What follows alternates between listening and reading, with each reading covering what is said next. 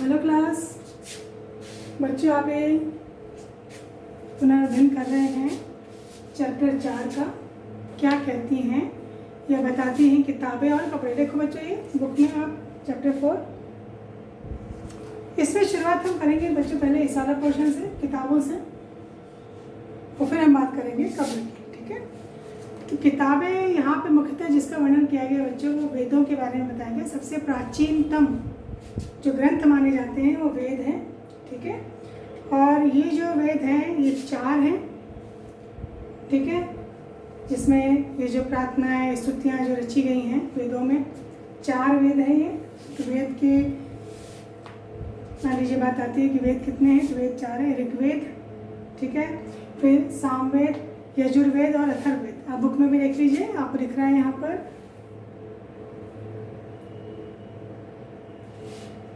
अभी वेदों में क्या किया गया बच्चों, इनकी रचना की बात आती है। एक तो आपने यहाँ बात की कि सबसे प्राचीनतम है, बहुत पुराने हैं। इनकी रचना जो है लगभग 3500 साल पहले, मतलब 3500 साल पहले हुई है। तो वेदों की रचना कब हुई है? 3500 साल पहले हुई है। और सबसे प्राचीन, मतलब वेदों में भी सबसे पुराना कौन सा है? ऋग्वेद। कौन सा है ग्रंथ? सबसे ऋग्वेद। वेद कितने हैं? 4 हैं। इसमें सबसे पुराना जो है ऋग्वेद है। और इन वेदों की रचना कब हुई है? आज से 3500 साल पहले, 3500 साल पहले ये मानी जाती है। इसमें आखिर है क्या बच्चों? इन वेदों में प्रार्थनाएं हैं, स्तुतियाँ हैं। ठीक है, और ये स्तुतियाँ देवताओं के लिए जो है वो रची गई हैं। 1000 से ज़्यादा प्रार्थनाएं ऋग्वेद में हैं, जिन्हें सूक्त कहा गया है। तो यहाँ अर्थात इसका सूक्त का अर्थ क्या है? सूक्त से क्या तात्पर्य है? सूक्त का मतलब क्या है? जो अच्छी तरह से क्या बोला गया, जो अच्छी तरह से बोला गया। कोई देखो यहाँ पे लिखा हुआ है वार्तालाप। वार्तालाप है ना, बातचीत। तो बोलते हैं तभी तो बातचीत होती है। तो सूक्त का तात्पर्य अच्छी तरह से जो बोला गया है। तो यहाँ पे जो चीज़ें हैं, कई ऋषि मुनियों की आपसी बातचीत है या ऋषियों की बात है। ठीक है, तो इसमें आपसी बातचीत जो है वार्तालाप के रूप में की गई। तो इसमें जो प्रार्थना है, तो इसमें 3 देवताओं के नाम आते हैं। इसमें आते हैं अग्नि, इंद्र। जो देवताओं की स्तुति रखी गई इसमें अग्नि देवता है, इंद्र है, और एक पौधा है सोम। उसका भी यहाँ पर वर्णन जो है किया गया है। सोम जिससे कि खास प्रकार का ड्रिंक जो है, पेय जो है वो बनाया जाता था। अब जितनी भी प्रार्थना है बच्चों, इनकी रचना ऋषियों ने की है। अब ये ऋषि क्या है, उस समय लिखा नहीं गया था, इनको बोला ही जाता था। तो ये अपने शिष्यों को बोल करके, जैसे कि आपने देखा होगा, आपने खुद ने छोटी क्लास में प्रार्थनाएं गाई होंगी, ठीक है, पोएम गाई होंगी, कविताएं गाई होंगी। तो आपको छोटी क्लास में जब लिखना नहीं आता था तब भी आप इनको रट लेते थे, इनको याद कर लेते थे। तो ऐसे जो आचार्य होते थे वो इन प्रार्थनाओं को, इनको अपने शिष्यों को कंठस्थ करवा लेते थे, इनको रटवा देते थे। और उस समय तो मुख्यतः जो ऋषि होते थे, पुरुष, यही काम करते थे, सीखने वाले भी। पर बाद में कहीं कहीं कुछ महिलाओं का भी उल्लेख आया कि महिलाओं ने भी जो है ये कार्य किया। अब इसकी भाषा जो है संस्कृत जो है मानी जाती है। तो ये संस्कृत अभी के संस्कृत से काफ़ी अलग थी। अब ये जो पुरातत्ववेत्ताएँ हैं, इन्होंने इसका उल्लेख किया। तो जैसे सूक्त है, यहाँ पे देखो बच्चों, एक ऋषि हैं विश्वामित्र, उनकी और नदियों की आपस में वार्ता यहाँ पे दी हुई है। तो ये वार्तालाप है, सूक्त है। और इसमें जो है कई तरह के घटनाओं का जो है उल्लेख भी मिलता है।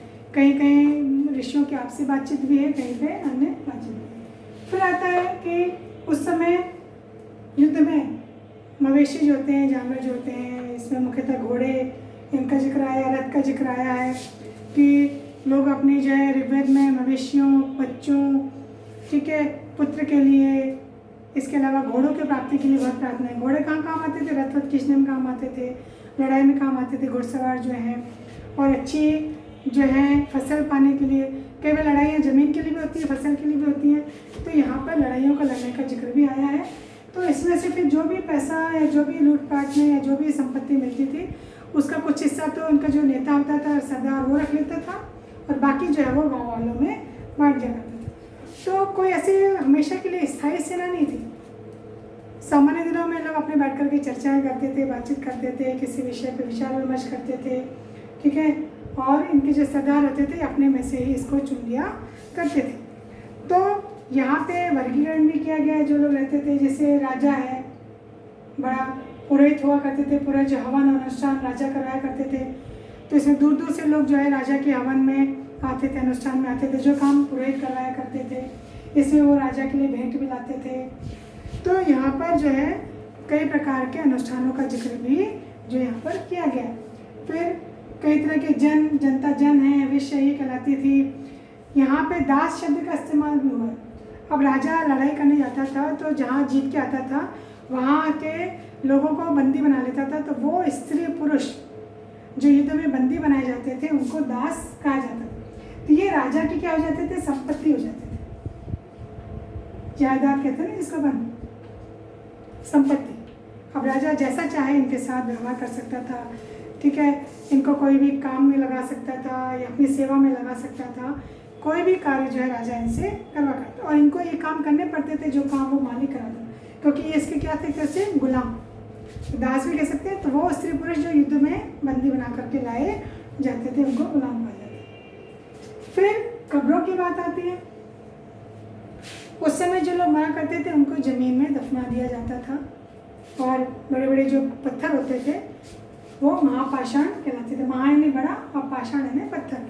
तो बड़े बड़े पत्थरों का इस्तेमाल जो है ये कब्रें बनाने में किया जाता था। तो ये शिलाखंड महापाषाण के काम नाम से जाने जाते थे। महापाषाण कब्र बनने की जो प्रथा है ये लगभग 3000 साल पहले शुरू हुई। देखिए यहाँ पर लिखा हुआ है, ये 3000 साल पहले शुरू हुई थी। तो कुछ जमीन में, कुछ जमीन के ऊपर ये बड़े बड़े टुकड़े जो है पाए गए। देखो आपको चित्र से जल्दी अच्छे समझ में आएगा। देखिए ये बड़े बड़े पत्थर जो हैं बहुत करीने से लगाए गए, और बीच में आप इसके सुराख भी देख रहे हो, होल भी देख रहे हो। तो कहीं कहीं इनसे बाहर निकलने का रास्ता भी यहाँ पर होता था। तो ये कब्रें जो हैं जहाँ पर लोगों को दफनाया जाता था। कहीं कहीं पत्थर के औजारों का जिक्र भी आया है जो प्राप्त हुए हैं, यहाँ पर यह भी उल्लेख मिलता है। अब ये जो कब्र होती थी, इन कब्रों से लोगों की स्थिति का पता चलता था, क्योंकि कब्रें समान नहीं थी। मतलब कहीं कहीं तो कब्र के साथ बहुत सारी चीज़ें मिली हैं, शंख, मनके, मतलब महंगी महंगी चीज़ें भी। तो अनुमान लगाया गया कि ये किसी अमीर व्यक्ति की कब्र है। और कहीं कहीं कोई गरीब है तो उनकी कब्र में बहुत कम सामान मिला है या मिट्टी के बर्तन मिले हैं। तो ये समानता नहीं थी, सबकी कब्रें जो थी वो अलग अलग थी। कुछ अमीर थे, कुछ गरीब थे, कुछ सरदार थे, कुछ उनके अनुयायी समर्थक थे। और कहीं कहीं तो ऐसा मिला है कि एक ही जगह पर एक ही परिवार के लोगों के कंकाल मिले। कंकाल है ना, वो हड्डियों का जो पूरा ढांचा होता है। इससे अनुमान लगाया गया कि शायद किसी एक परिवार की ज़मीन होगी, वहाँ पे इनके परिवार के लोगों को एक साथ जो है वो दफनाया गया हो। और फिर मरने वाले जो हैं उनको पोर्ट होल के रास्ते से, एक जगह होती थी सुराख, वहाँ से लेकर के लाया जाता था। तो ये जो गोलाकार पत्थर है बच्चों, ये कब्र बनाने में इस्तेमाल किए जाते थे। और यहाँ पर ये चिन्ह का भी काम करते थे कि भाई ये एक परिवार का ये चिन्ह है, ठीक है। तो पोर्ट होल के रास्ते से यहाँ से इनको लाया जाता था। तो एक चिन्ह बना दिया गया तो पता चल जाता था कि जब कभी शव को दफनाने के लिए आते थे तो उन्हें पता होता था कि ये हमारे परिवार का क्षेत्र है। तो ऐसे एक गाँव का जिक्र आता है, इनाम गाँव। यहाँ पर भी कई सारी कब्रें जो है वो पाई गई हैं। तो इनाम गाँव जो है यहाँ पर 3600 से 2700 साल पहले लोग रहा करते थे, और शवों को नीचे पूरा सीधा लिटा दिया जाता था। कहीं कहीं तो जिक्र ये भी है कि घर के आंगन में, ठीक है, घर के भीतर, यहाँ पर भी कहीं कहीं इनको दफनाने का जो है, और इसकी अपनाई हुई जो चीज़ें रहती थी वो उस कब्र के साथ में, शव के साथ में यहाँ पर रख दी जाती थी। तो कहीं कहीं कमरों के बीच में, कमरों में या आंगन में कहीं कहीं ऐसे भी प्रमाण मिले हैं पुरातत्वविदों को। कहीं कहीं किसी बड़े बर्तन के बड़े बॉक्स में, जिसको कहते हैं संदूक वगैरह, उस टाइप में भी यहाँ पर कंकाल मिले हैं। और कहीं कहीं तो एक छोटी सी जगह में ही शव को मोड़ करके और इसको ऐसा रख दिया गया है, ऐसे पेड़ मोड़े जो पाए गए। तो जो कंकालों का जब अध्ययन किया गया तो इसमें ये देखा गया हड्डियों के अनुसार, हड्डियों को देख करके पहचाना गया कि ये हड्डी जो है पुरुष के शरीर की है या महिला के शरीर की है, या ये शव बच्चे का है, किसका है। तो कंकालों का अध्ययन किसके आधार पर किया गया, जो वहाँ पर हड्डियों की जांच की गई। तो कंकाल का लिंग पहचानने के लिए, मतलब वो स्त्रीलिंग है या पुल्लिंग है, इसके लिए जो है उनकी हड्डियों से इसको जांचा गया कि ये महिला का शरीर है या पुरुष का शरीर है। तो यहाँ पे बहुत साल पहले की एक बताई गई ये बात कि चरक, 2000 साल पहले चरक नाम के वैद्य हुए थे। इन्होंने एक चरक संहिता लिखी थी, उसमें उनके द्वारा किए गए बड़े बड़े जो उपचार थे, बड़े बड़े जो इन्होंने ऑपरेशन उस समय भी किए थे, उसका जिक्र है। और चरक ने, अभी हम पढ़ते हैं तो हम कहते हैं 206 हड्डियाँ होती हैं, चरक ने 360 हड्डियाँ बताई। तो 360 के लिए कहते हैं शायद उन्होंने दांतों को भी गिन लिया, ये जो अपने जोड़ होते हैं ना बेटा, ये हर चीज़ के जोड़ होते हैं जहाँ जॉइंट होते हैं, शायद वो हड्डियों को भी इन्होंने गिन लिया था, इसलिए ये हड्डियों की संख्या ज़्यादा हो गई। तो इनाम गांव में जो पुरातत्वविदों ने कई सारे बीज, अनाज के बीज प्राप्त किए हैं, जानवरों की हड्डियाँ भी मिली हैं, उसमें काटने के निशान भी हैं। इससे पता चला कि शायद ये लोग जो है हड्डियाँ भी इसका भी खाते थे, या ये प्रमाण मिले कि वो अनाज भी उगाते थे, खेती भी करते थे।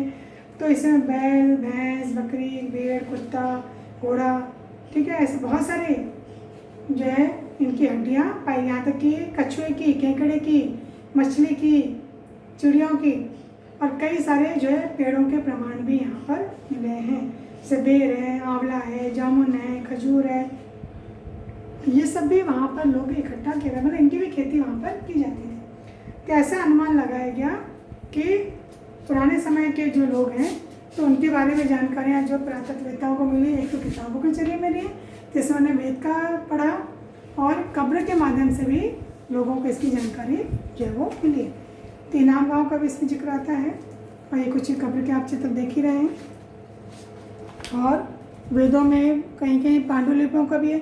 बच्चे पहले वेद बोले भी जाते थे, बाद में इनको एक रूप जो है वो दिया गया, फिर इनको बाद में काफ़ी समय के बाद इनको छापा जाने लगा। तो ये पांडुलिपियाँ कहलाती है जो हाथ से जो है वो लिखी जाती थी इस तरीके से। इन्हें छापने का कार्य 200 साल पहले से ही हुआ है। इसके पहले इनको केवल पढ़ा जाता था, श्रवण किया जाता था, ठीक है, मतलब सुना जाता था, पढ़ा नहीं जाता था क्योंकि लिखा हुआ तो था नहीं। बाद में इनको जो है वो लिखना आरंभ किया गया था। इस तरह से आज हमने वेदों के बारे में और कब्र के बारे में जानकारी ली।